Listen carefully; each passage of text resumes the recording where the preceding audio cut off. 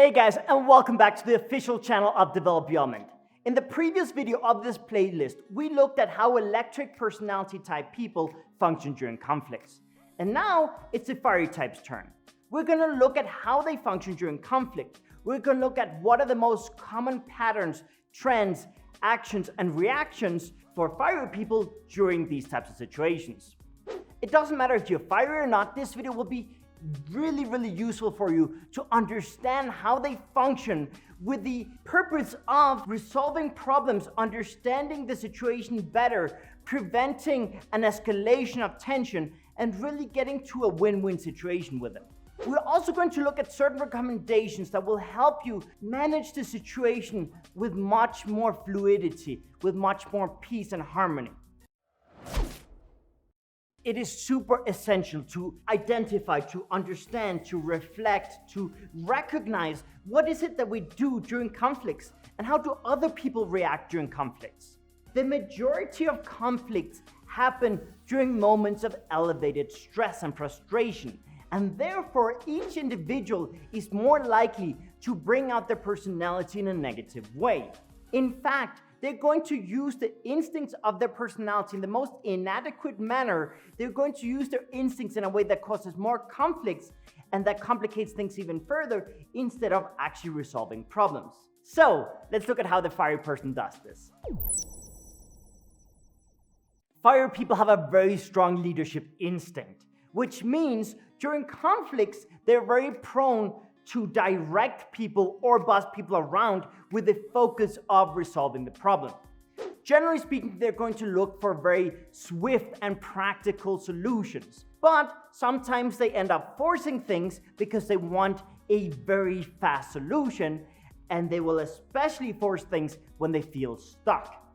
Sometimes they will become overly bossy and give too many orders and forcing results or productivity because that's what they think is needed to really resolve the overlying problem. In fact, sometimes they complicate things because they give orders without understanding the context or communicating the context. In fact, many times they forget to communicate to others the details that they need and the general vision.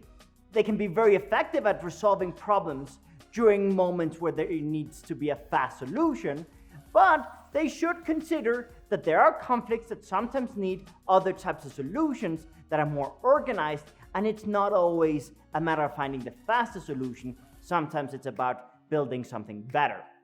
Fire people love debates, and for them a conflict is an opportunity to share their opinions, or rather to have a strong, solid argument.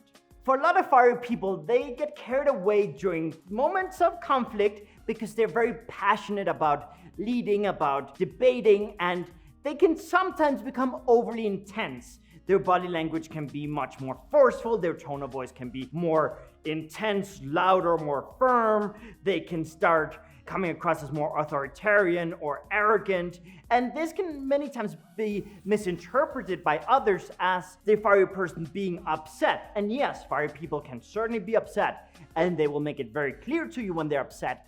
However, many times conflicts are an opportunity for a fiery person to shine, and they can get excited with the challenge of solving a problem or winning a debate.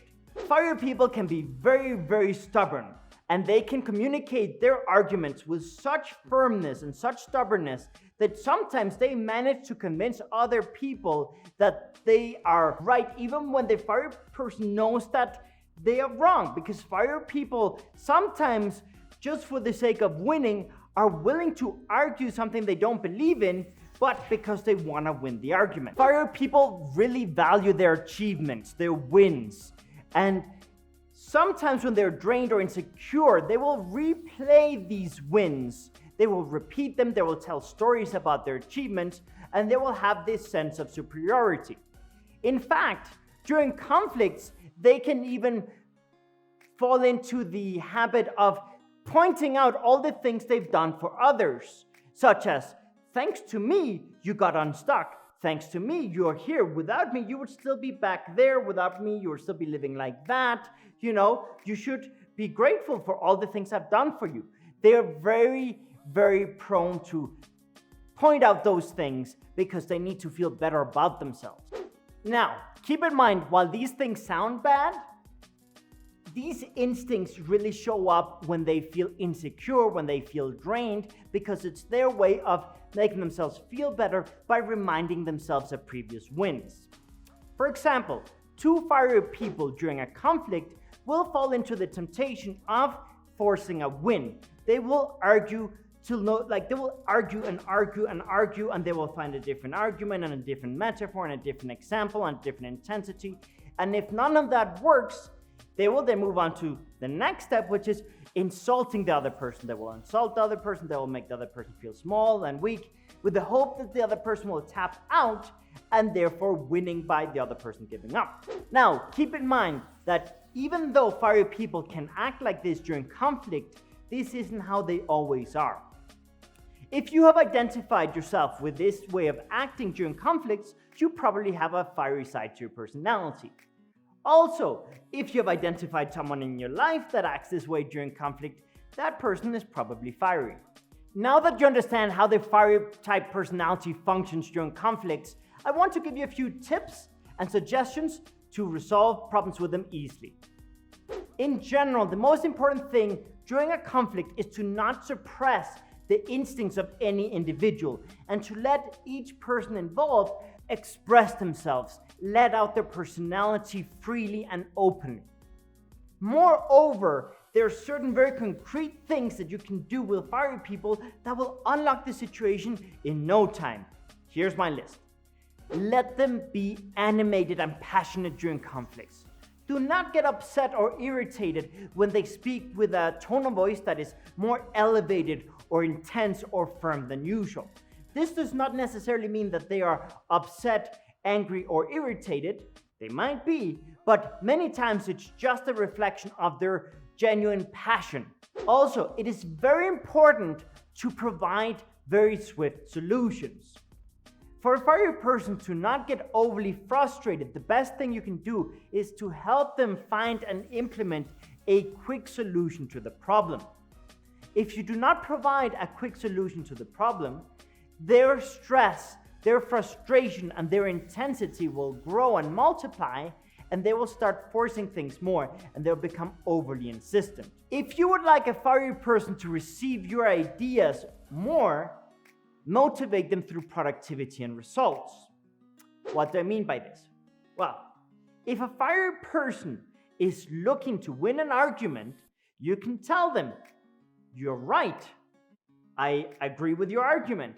Now, how can we take this argument, this idea, this thing you're sharing, and make it even more efficient and more impactful?" Fiery people love efficiency and impact. It's essential to provide them with very clear signals of support. The more you can express to them and show with actions and behaviors that you support them, the better.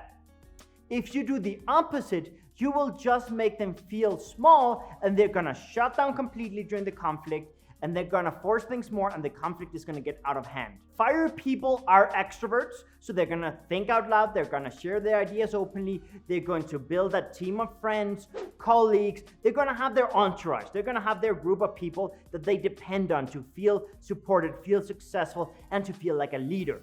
And the best thing you can do is to make it very clear to them that you believe in their vision and that you will help them get to where they want to be. The better you understand a fiery type personality type, the easier it's going to be to resolve problems with them, to understand their behaviors, and to support them through difficult moments. If you'd like to know more about the fiery type, I recommend that you watch some of the many other videos we have in this channel covering exactly that personality type. Now, with all of this in mind, I'm going to give you one last tip. It's not always the right moment to fix a problem or to resolve a conflict.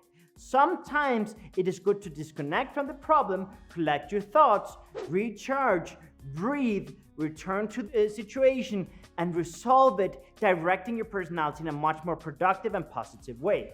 Now, I understand that fiery people need swift results, swift solutions. So, what I recommend in this case is to find a solution that works for the moment to reduce the biggest part of the mental noise and fix the problem temporarily, and then in a few days or a few hours, collect your thoughts and come up with a much more sustainable and future-proof plan. If you like this video, give it a like. If you love this video, subscribe. If you want to be notified when we have more of these videos, ring the bell. And if you have a great story about how you've dealt with a conflict with a fire person, or a story where you as fire have managed a conflict in a weird way, let us know, because we love hearing your stories. And in the next video, we're going to be covering the aquatic type and how the aquatic type handles conflicts. So stay tuned for that and don't miss out. See you there.